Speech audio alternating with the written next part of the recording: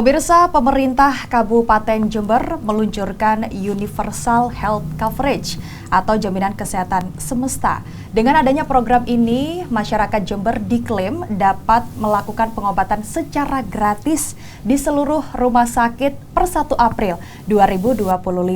Kemudian program UHC ini dapat dijalankan usai 98% penduduk yang ada di Kabupaten Jember ini terdaftar sebagai peserta BPJS Kesehatan. Kemudian 35% diantaranya ini nanti akan dibiayai oleh APBD Pemkab Jember. Capaian kepesertaan inilah yang nantinya bisa mencakup biaya pengobatan dalam program UHC di Kabupaten Jember. Lalu, apakah masyarakat Jember akan benar-benar mendapatkan pelayanan pengobatan gratis di seluruh rumah sakit yang ada? Kita akan membahasnya selama 30 menit ke depan. Bersama saya, Aci Wilfa.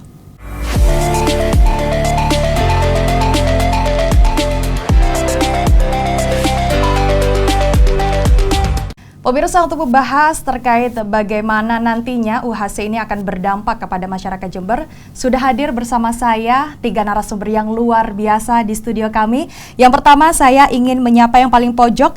Ini ada Direktur RSUD Dr. Subandi Jember, Dr. Nyoman. Dokter, Assalamualaikum. Apa kabar Baik hari sekali. ini?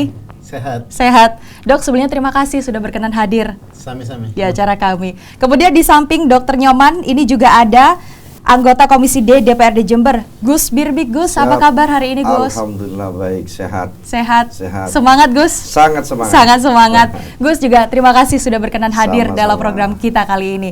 Dan yang paling cantik juga nih pemirsa, ada anggota TP3D, anggota tim pengarah percepatan pembangunan daerah Kabupaten Jember, Dr. Ulfa. Dokter, apa kabar hari ini? Baik.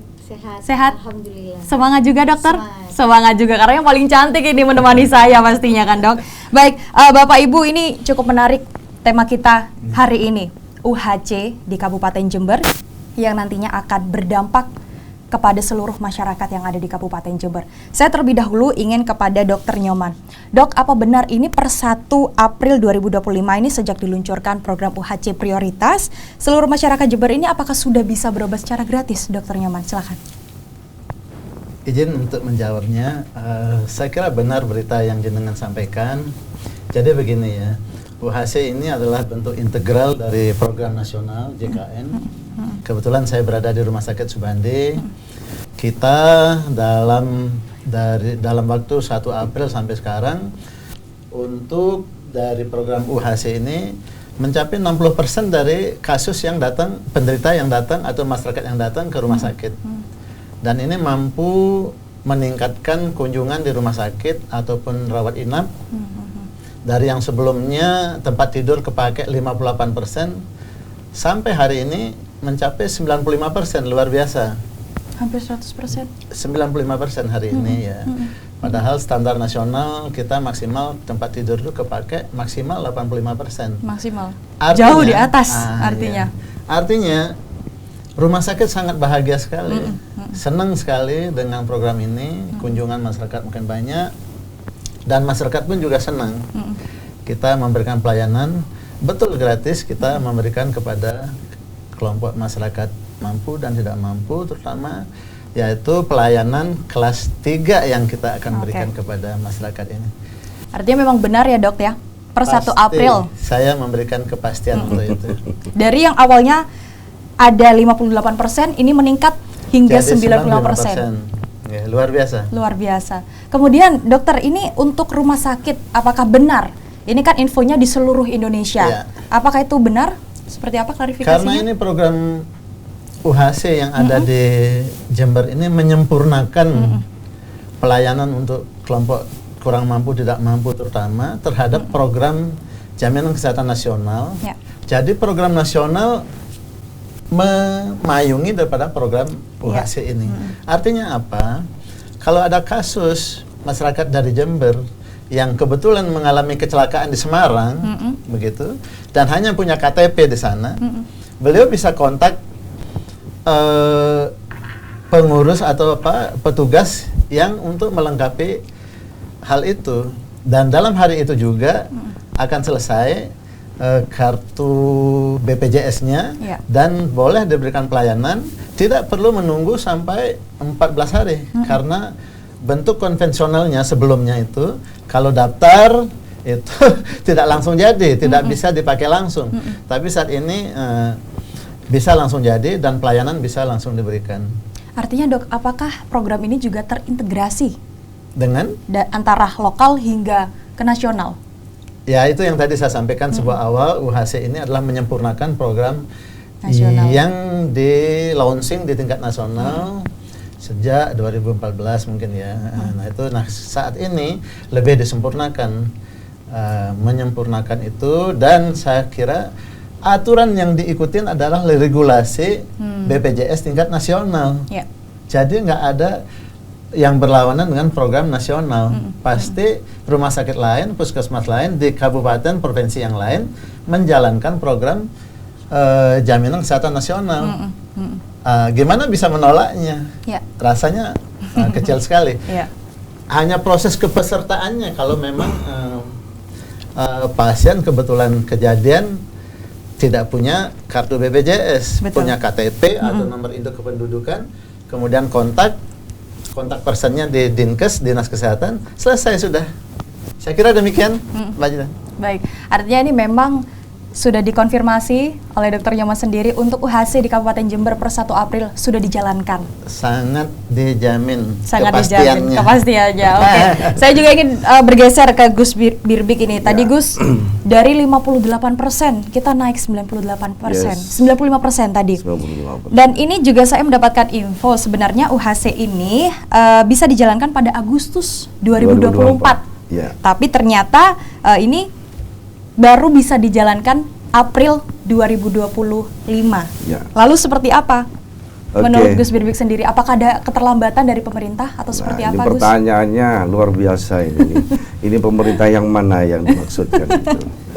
Jadi kebetulan saya dengan pertanyaan ini saya harus menjawab secara sejujur-jujurnya karena memang kebetulan itu di bagian kami di Komisi D.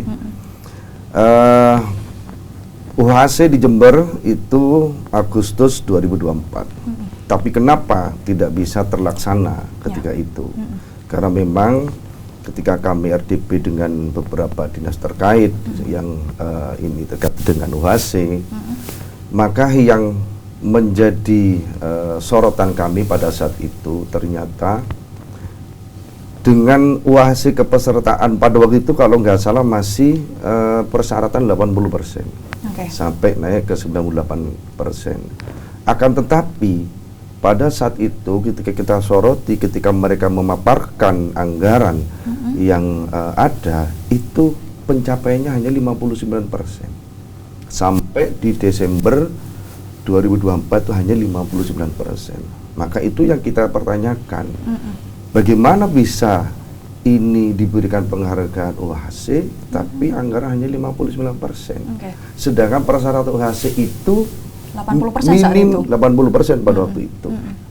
Sehingga apa yang dilakukan, sekali lagi ini kejujuran yang ingin saya sampaikan, kepesertaan itu memang pada saat itu 80% lebih. Nah, akan tetapi beberapa bulan berikutnya, mohon maaf, sampai terjadi penonaktifan premi BPJS besar-besaran. Kurang lebih ada 377.000 peserta itu tiba-tiba nonaktif. Tiba-tiba nonaktif. Nah, kenapa? Karena preminya tidak dibayar. Nah, sehingga UHC ini memang tidak bisa dilaksanakan, hanya sekedar mendapatkan penghargaan saja.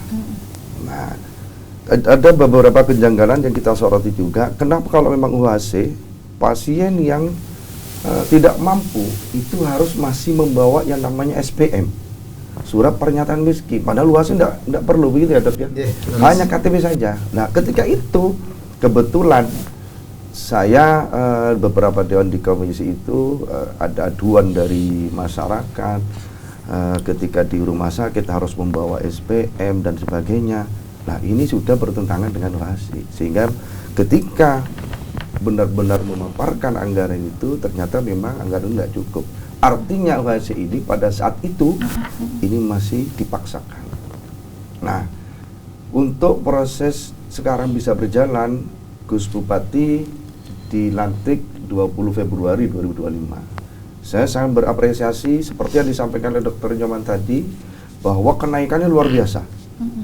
Dari 58% sampai sekarang 95%. Lalu per Maret kemarin masih 81, Dok. Yang saya tahu 81%, sekarang sudah 95%. Ini luar biasa. Dan saya mengapresiasi kepada Bupati untuk benar-benar berfokus untuk kepentingan masyarakat, terutama masalah kesehatan ini. Mungkin itu yang bisa saya sampaikan. Artinya ini secara terbuka dan jujur Gus Birbik bukan terlambat tapi dipaksakan saat itu. Oke. Saya juga ingin bergeser ke Dr. Ulfa. Dokter, ini kabarnya ternyata ini Dr. Ulfa ini menjadi salah satu yang merekomendasikan kepada Gus Bupati adanya program UHC ini untuk segera dilaksanakan di Kabupaten Jember. Sebenarnya, dokter, apakah program ini aman untuk APBD kita? Ya, kalau kita bicara tentang UHC ini, pasti kita akan bicara tentang pendanaan. Tadi sudah dijelaskan oleh Gus Birbik bagaimana persoalan sebelumnya terkait pendanaan itu menjadi perhatian penting. Jadi keuntungan dari UHC ini adalah sistem jaminan kesehatan nasional, di mana memang sistemnya adalah gotong royong. Artinya pembayaran dari masing-masing biaya kesehatan per individu dalam populasi itu menjadi tanggung jawab dari pemerintah. Oleh karena itu, agar supaya dalam pembayaran premi ini menjadi aman, maka pendataan yang valid dari jumlah penduduk Kabupaten Jember ini harus disampaikan secara jujur tadi, karena ini sangat menentukan besarannya premi yang akan kita bayarkan. Oleh karena itu, peran beberapa UPD itu menjadi sangat penting, seperti Disduk Capil, kemudian Dinsos, Dinas Kesehatan, dan juga peran dari UPD-UPD. Karena ketika kita tidak bisa mendapatkan data yang baik, maka ini akan berpengaruh kepada APBD kita. Tadi sampaikan mungkin ada yang miskin kok masih pakai SPM, bisa jadi itu miskin pura-pura gitu. Nah, oleh karena itu kami di sini tim TP3D merekomendasikan ini karena satu, memiliki keuntungan buat Kabupaten Jember karena bisa mengcover semua kesehatan masyarakat Jember dengan pembiayaan APBD yang kalau kita hitung itu akan bisa terpenuhi semuanya. Yang kedua, APBD itu yang dibayarkan kepada BPJS tidak akan hilang. Kenapa? Karena nanti akan terbayarkan kembali kepada pemerintah kabupaten dalam bentuk kapitasi yang akan dibayarkan ke puskesmas dan rumah sakit. Nah, itu keuntungannya dari adanya program UHC ini. Makanya kami di sini sangat merekomendasikan untuk pelaksanaan UHC ini sebagai salah satu program prioritas dari Bapak Bupati. Artinya dengan adanya program ini justru akan menguntungkan kepada seluruh masyarakat. Betul. Dan akan berdampak sangat mulia kepada masyarakat kita di Kabupaten Jember. Begitu, dokter ya. Apalagi tadi disinggung bahwa program UHC ini bisa mengcover semua layanan kesehatan di seluruh wilayah Indonesia. Karena ini memang sistemnya adalah bersifat nasional. Jadi satu sistem yang bisa berlaku di seluruh wilayah Indonesia. Oke, sangat menarik Bapak Ibu. Kita akan lanjutkan sesaat lagi. Ini sebenarnya menarik sekali perbincangan kita, tapi kita akan lanjutkan usai jeda berikut ini. Tetaplah bersama kami pemirsa. Terima kasih.